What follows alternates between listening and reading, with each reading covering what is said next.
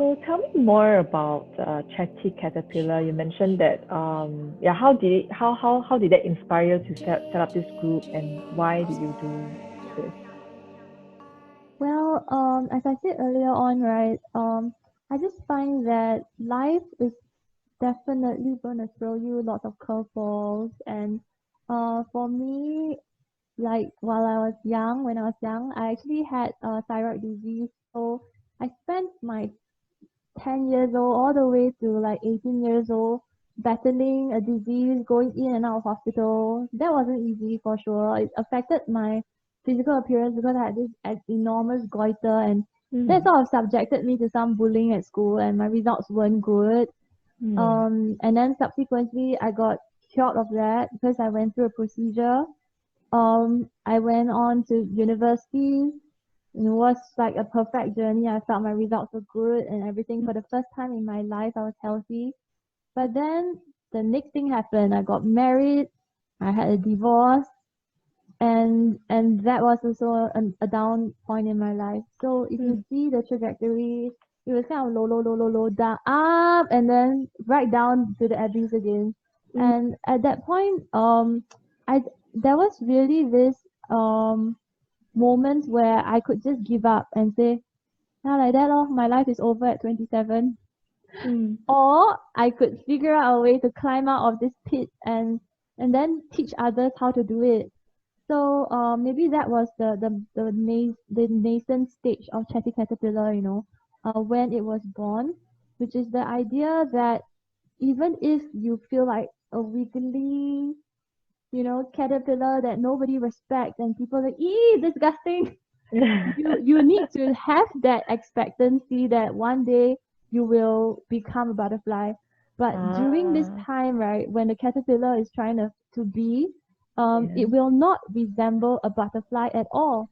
And it's Oh, okay. You will face points in your life where you're struggling with things, even mm, internally on yourself, and you look in the mirror and you're like, I'm not the person I want to be. But mm, then what can you do then? So mm, Chatty Caterpillar, is an organization that is really born from my life story. After I went through the divorce, I actually started like taking voice lessons, and I mm, really trained very, very regularly to the point mm. that I took part in an overseas competition as a choir and we won. Oh, And then wow. also, yeah, as a vocal Singapore Ladies Choir. And I take part in yearly concerts where I sing. Singing has always been my dream, of course, and I realized that when I perform on stage, right, people don't care that I'm a single mother. They just Mm, say, Gwen, that sounded so good.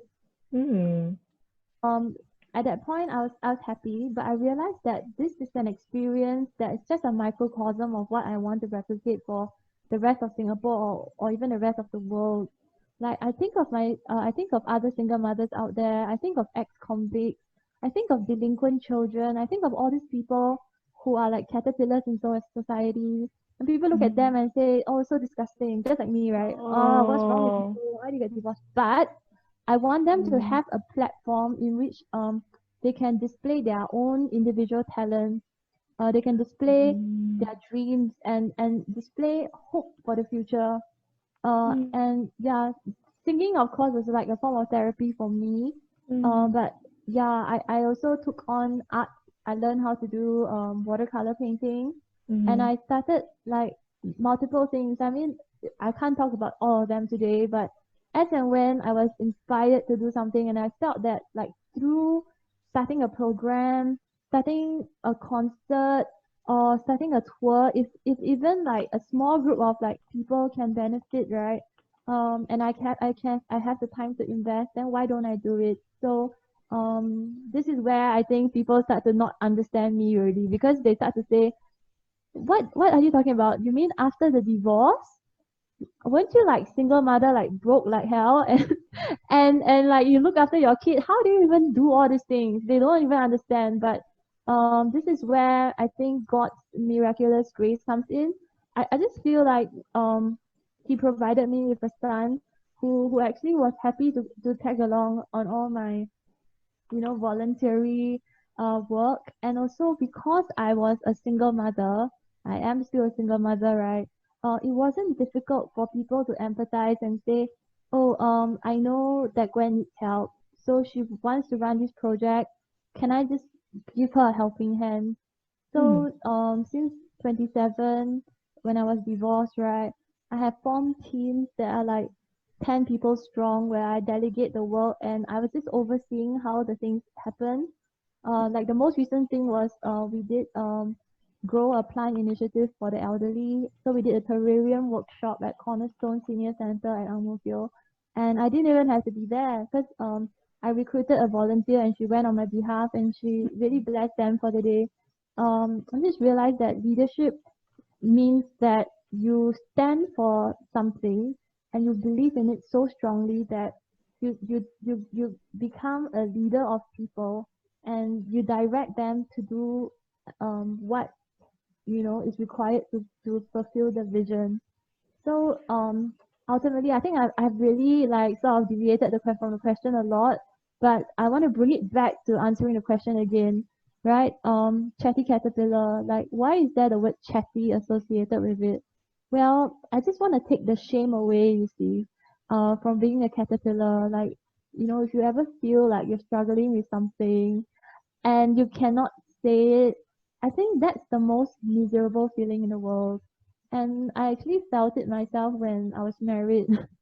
And I really Oh. wanted to be the best daughter-in-law in the world. Mm. Mm. All my frustrations inside, and I couldn't say it. And actually, that really led to the collapse of the marriage afterwards because Mm. I realized that if you cannot be your authentic self, then Mm. how can anybody truly love you? Mm. Um, since I had the divorce, I made a commitment to myself. I don't want to look down on myself anymore, and I really Mm. want to actually also give this message to others that you may be going through a struggle, you may not be the perfect version of yourself yet, but I definitely think that you should talk about it. That it should be a process in which you're not ashamed of, and that will set you free from a lot of things like shame and guilt, like to bring you forward to the next phase of your life. Mm. I think when you were describing about Chatty Caterpillar, as well as you were sharing this story, the energy just came up, and like I can really sense the passion and the authenticity. When you're sharing about this, you care about this a lot. And yeah, so I wanted to ask you, apart from the shame that you received, yeah, how did you get out of it? Like, because it's a awakening journey, right? Awakening dream. So I want to understand. You are now empowered. I feel the empower. I feel the power in you. That journey, that struggle, was there any, or you, when you're divorced, you were like, yeah, go, man. I'm not going to, do my voice coaching and, try out different things. Or was there a journey there? Thank you, Elle. Thanks for asking this, because I want to share the story. At first, it was very embarrassing, and sometimes I would even hide that I'm a mom. Because last time I used to look so young, right? And even when I was married that time, I carried my child around. People gave me that kind of stare, like, how come she's so young? She has a kid, like look down on Mm, me. But mm, I'm like, what can I do if I look young? I'm already 25 or 26. I'm already like marriageable age lah. Hello. Okay. So what was the turning point? I think it took many years. I think 3 to 4 years for me to realize that basically if I look at my son as someone I'm ashamed of, mm, I am not doing him justice. So this is something that goes even beyond myself. Even if you don't say it, right, the kids will actually feel it, no? And how would you feel if your mother is embarrassed that you are there in mm, the picture? Yeah, because mm, there's this thing, right, stigma attached to being a divorcee, and then you can be a female divorcee, it's okay. But the moment you introduce, actually, I'm a divorcee with a son, then you have to live with the stigma single mom, which usually comes with all those accompanying things. So what does that make me? If I'm proud, if I'm someone who wants to care about my public image, then I need to go around trying to tell people that I'm a divorcee, but then try to keep it a secret that at home there's a child. Then Oh. I I realized mean, that was that what you did? You just said you were a divorcee, but you didn't say you're a single mom uh, for some I time. would say it to people who really needed to know. But Mm. for people who didn't need to know, I would just say, oh, I'm divorced. Mm. But I tell you, Okay. the moment that really changed it was like I think 4 years ago when I started working in this school, Changkat Changi Secondary School. I was posted there lah. Mm. So I realized I felt like because that environment is a neighborhood school, there were many kids from divorced families. And the fact that I was a single mom became some sort of like an asset because they will be like, oh, Miss Thong is one of us. She understands. And my mom is a single mother too, and it allowed me to connect with like so many single mothers for the first time in my life. I also Mm. realized that there's this real serious problem I feel in society because now the underclass in society are single mothers. I think a Mm. big problem of it is like the housing policy that discriminates against single mothers, right? So Mm. they are not allowed to own a house, Mm. and because of that, it causes them to be very stuck, and their children end up doing badly for school, Mm. and therefore many of them end up at neighborhood schools like Changkat Changi where there's no entry score. So Mm. when I taught at that school, it became an asset, Mm. and then but once I learned that actually people loved and accepted me um even though I openly declared within the environment, right? So this is a big learning point here. Once I was accepted, even though I said openly that I was single mom, that I could never turn back ever again. Even now, when Mm. I'm in NUS, I'm at Lee Kuan Yew School of Public Policy, and that may seem like a very atas, elite environment. And even when my dean was introducing me, he tried to say all the accolades, all the things I've accomplished. But then I was like, oh, and on top of that, I'm a single mom. I just Wow. wanted to just like, hey, by the way, I want to declare I'm a single mother and I'm really Wow. proud of it. So the entire cohort and everybody in the school, they know Gwen is a single mother and she's unabashed about it. She's unabashed. And I feel like this became I think if there was nothing that I accomplished throughout my masters, right? It became the statement declaration, which is that Mm. I'm not going to be ashamed, and I want you to know that yeah, neither should you if you are ever caught in the same situation as me.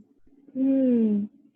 Yes. So I just want to unpack what you just shared, right? So you started with because of the stigma, even being penalized by the housing policy, right? So all this society, people will come in, oh, yeah, oh, yeah, yeah, you're a single mother, right? So that like you get that kind of like shame. Um, However, you said that you found that single mom is an asset Yes, instead of being ashamed. Yeah, I was like, wow, that is damn badass. Yeah. And then you felt really connected with other single moms. And definitely. yeah, and once you were being accepted, there was no turning back. And now you're proud. You're a proud single mother. And that changed a lot, right? Tell me what changed. How did it change? You mean in terms of my perception of everything, is it? Yeah. Like in terms of like your behaviors or you mentioned that you bring your son along for volunteer works as well. Yeah, that's right. So, Yeah. I mean, there were so many times where things had to revolve around my schedule because I was leading projects, right? Even for teachers. So, Mm. it's hilarious. Like, can you imagine teachers from all around Singapore can only go for this meeting at this time, at this place, because Gwen needs to look after a kid for other time. But it Oh. has been like that for years because they know that if you want Gwen to help on this project, right, the only way she's gonna help is if it doesn't affect her time with her son. So Wow. that's something I made very clear. Like since I decided to be openly a single mom and without shame, right, I would defend my Mm. right to spend time with my son, and the whole office will have to just work around it. Yeah, and I think at Wow. first it was very difficult You can Yeah, ask tell me my about that. colleague. I'm very curious. Yeah, tell me the journey. Because to now really standing firm and making everyone work around you, right? And you feel that this is your right. How did you come to this point where you say this is my right? You know, it's so precious that yeah, everything else is not, it doesn't matter. Because yeah, I think for a lot of women it's like, okay, you know, there's this image, right? Yeah, I want to show that I'm a good employee. Yeah, I know everything else. Yeah, yeah, it's okay. I'll yeah, I'll postpone other things for work. Yeah. Well, I think firstly I was able to do certain things that like my colleagues just cannot do. I because of my voice training, I was able to give like voice lessons to the students in school for free. And I Mm. conducted a talent show called Chunkett's Got Talent, in which I brought in trainers from LaSalle and NAFA, from my own connections to teach for free. Mm. So furthermore, because I did like an overseas summer school once, even back when I was teaching at Dunman High, I could create like experiences for local teachers to go to North Korea and speak to to go to South Korea and speak to a North Korean defector. And it's very Oh, difficult. wow. I know my strengths and my talents. Mm. I know my unique selling points, so to speak, and I know my value as an asset to the organization. So I'll tell them like, hey, this is a project that I will give my heart and soul to make sure it succeeds. It's basically everybody knows, even my principal knows. Once I take on any Mm. project, it's my baby. Mm. But Gwen also has another baby. It's a real baby. So that baby at home needs her so much as well. Yeah, so when they see when you start seeing and start pitching your strengths differently, your employer will start to see it as well. And I think this is Mm. something one of my friends taught me. Yeah, after I met him, like my life all changed. Like he said, you are selling yourself short all the time when like Mm. see your resume and I hear you sing, I know your abilities, I know your intellectual standards, like you're definitely not less than any of us. Mm. And do you think that having a child is an impediment? Isn't this Mm. also a natural course of life? So Mm. for him, he works for a bank. He's a management trainee, and he also always speaks up for his right, to go back home at the appointed time. And when the boss refuses, right, he will show the company policy and say, Wow. "This is what HR says. I should be able to leave at this time." And because he could leave at that time, so he actually could come and conduct our choir practices. So then he taught Mm. me. He said, "If you don't push back, right, Mm. your bosses are not going to change." But if they Mm. realize that basically firstly you are not like you don't actually need this job per se, but you're doing this job because you're passionate and you really want to do it beyond Mm. just the pay. You're really passionate about it. So Mm. they cannot sort of firstly try to negotiate with you on the basis of, if you don't do things our way, we're gonna deny you of promotions, because they know it's not gonna work on you. They know you have more than Oh. enough savings. You can just quit this job. So then they have to think of another way. How do I keep this employee engaged, right? So you must be also willing to promote yourself to them in this way, to tell them all your strengths, and also be so passionate when you're doing your job and deliver Mm. such amazing results that they will say, okay, since she's the only one who can do it, I will adjust all my plans around Gwen because she's critical to the success of this project. And I think Mm. it goes hand in hand, you see. So Yeah. if you want to negotiate for more benefits, you also need to give something that You need you to know be excellent you yourself. need to be excellent. But I just want to Yes. encourage anyone out there, right? I wasn't like this, I definitely wasn't like this all my life. Like 4 years ago, I was also someone groveling at the boss, like begging for time with my child. Then I Mm. realized that I there's another better way of doing it, and that is like just being confident and negotiating from a point of strength rather than negotiating from a point of weakness. Because by right, Mm. having a child Mm. is not a weakness. Mm. Wow. Okay. So negotiate from a point of strength. And that, I mean, as you are sharing this, right, what comes to my mind is then in the first place is really, it's so important regardless of the circumstances. The first thing is we need to be so aware of how we see ourselves. If we're ashamed, everything will just you will start to even like you will start to negotiate based on, like you said, from a position of weakness. Then how will you win? You won't win your negotiation. But when you change your view of yourself and see that this is not a weakness, but it is an asset, it's the same thing. The same very big challenge in life that you faced. But when you just switch it from a shameful thing to an asset, then you can suddenly you just feel confident, and you negotiate from a point of strength. Yeah. Yes. And the second point that you mentioned that was so important is about the passion. Because I mentioned, now I see your energy, I see your passion. This passion is like, I think some people are very bored at work, and they're like, oh, how can I live a more authentic life? I can't wait to go traveling elsewhere. I can't wait to get home. But from this position, right, it's also, you can't negotiate from a point of strength, because if the employers see that you're not engaged and passionate at work, then you're selling yourself short. Yeah. So I really like the way you're saying about the don't sell yourself short. And it all boils down to how I see myself. And if I'm passionate, I should be passionate about everything, even at work. It cannot be like I'm very bored at work, but then I'm super passionate outside. Yeah, this one value actually goes like everything I do, and that is true authenticity to me. Yes, thank you. That's a perfect summary. It's like that concept of how passion overflows, right? I think it also didn't come to me overnight lah. Like initially when I started teaching, I was also like every other average teacher, complaining about the heavy workload, lack of sleep, lack of time with my child. But then the same friend who influenced me, I must really thank him. Yeah, he just told me that do you know that being a teacher is a privilege?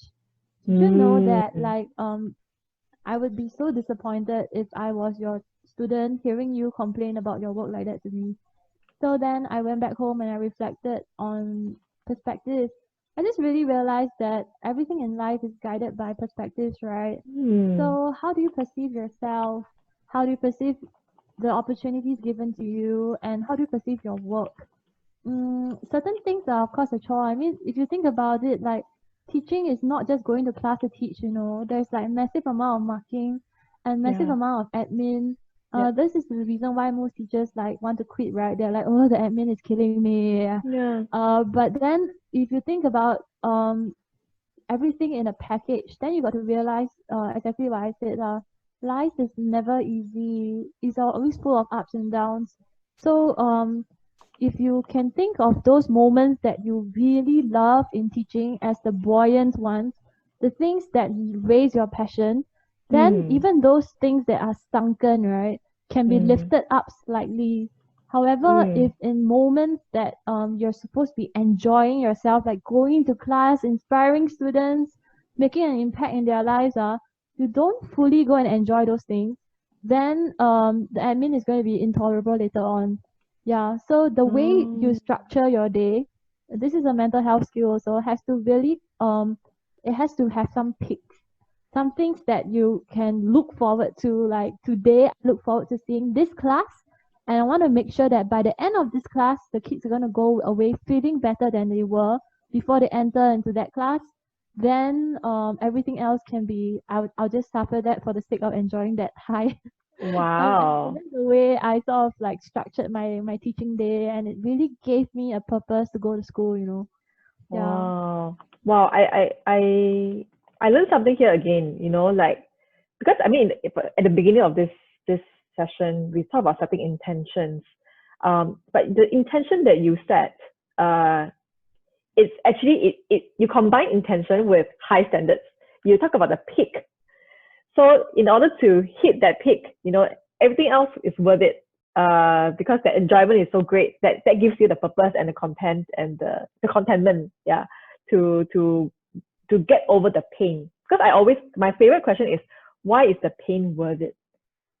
So I think people typically people talk about their purpose, what are the great things that benefit the community and the world.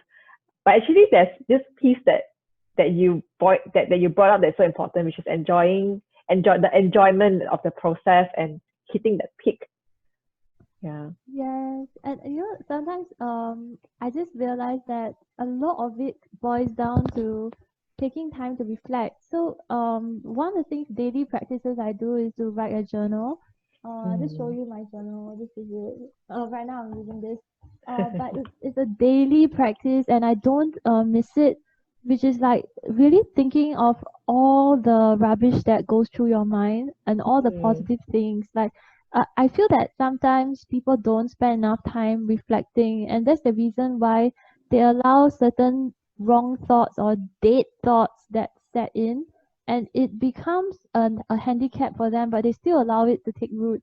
And that's when passion dies, lah. Because even when you have very, very, so to speak, difficult circumstances, it's actually an opportunity for you to make it better. As I always believe that if I enter into a class and it's really, really difficult, the students are really, really languishing, and then my duty is to make it a little bit better for them by the end of the class.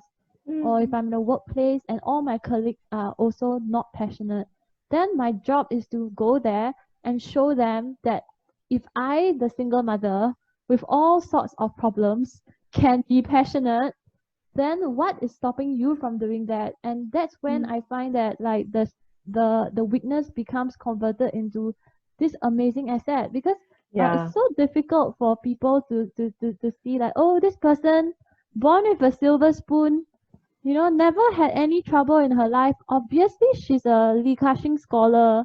Then she doesn't understand what we're going through, lah. So what kind of policies are she making? Okay, but there's also the other person who can see that, oh, actually, Gwen is nothing like that. She was born from a poor family. She's given very difficult circumstances. So you do know what I'm talking about, right? It's like I am not someone who has lost touch with the ground. And as a result, it gives the words I say a little bit more credence, and therefore even the liabilities that maybe I started off with, like poor health as a child, the divorce, and now with a single mother status, becomes therefore an asset for me, especially in what I'm doing right now. Yeah, so it is about the turning, like we talked about before, turning all the challenges you have in life, but having a different perspective and really seeing how this can be turned into an asset. And because these are all just your life experiences that will actually bring you forward in life for your purpose. It defines your purpose. Yeah. So I know we're almost at the end. I want to ask you, what is your dream? For myself or for Chatty Caterpillar? For yourself. Well, my dream for myself, right, is not an endpoint. It's really a process. Yeah, because I do realize that my significance as a person may not really be so big. I know some people will be like, oh, is Gwen trying to be an MP one day since she's going to be going to school? Actually, that's not my intention. I really don't know what I will be. And I realized that if I were to die today, the world's going to go on. If I live for 5 years more, the world's going to go on. So the only thing I have in control is not trying to get to an end-point, but to be able to fully control what I can. So to become a person, I think my dream is to become a person who is fully self-aware and is fully in control of herself. And that is my dream. I think that's a dream that is very difficult to achieve though, because there are many people who become like politicians and leaders who still don't have self-awareness, who still don't have self-control. That's when they make the stupidest mistakes, right? And then on the other hand, you have maybe a housewife like my auntie who looked after 6 children, who may not be known by anybody but has an amazing sense of self-awareness and self-control. So how can you judge someone by an occupation?